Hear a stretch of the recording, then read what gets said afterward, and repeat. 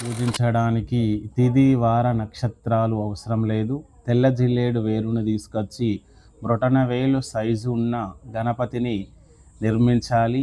ఆ గణపతికి 8 భుజములు, 3 కనులు, పట్టు వస్త్రములు ఉండేలాగా గణపతిని నిర్మించుకోవాలి. సర్ప యజ్ఞోపవేతము, గణపతికి తలపైన చంద్రలేఖ, 3వ చేతిలో గొడ్డలి, 4వ చేతిలో లడ్డు ఉండేలాగా గణపతిని నిర్మించి గణపతికి దీపధూప నైవేద్యాలతో పట్టు వస్త్రాల అలంకరణ చేసి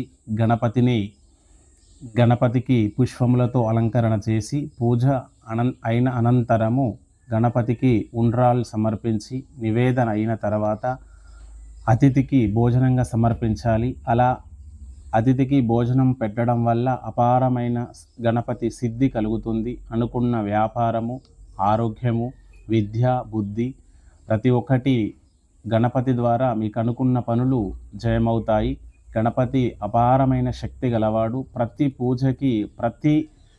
ప్రతి పూజలోనూ గణపతి పూజే ముందుగాల ఉంటుంది. కాబట్టి గణేశుని యొక్క అపారమైన శక్తి కావాలంటే గణపతి పూజ చేసుకోవాలి. ఇలా చేయడం వల్ల వ్యాపారము, అభివృద్ధి, ఆరోగ్యము, మనశ్శాంతి, ఇంట్లో కోపములు ప్రతి ఒక్కటి తగ్గిపోయి అనుకూలంగా మీకు ఏ విధంగా అనుకూలంగా ఉంటుందో ఒకసారి చేసిన తర్వాత దాని యొక్క విలువ తెలుస్తుంది. ఆ ప్రకారంగా గణపతి పూజ చేసుకోండి.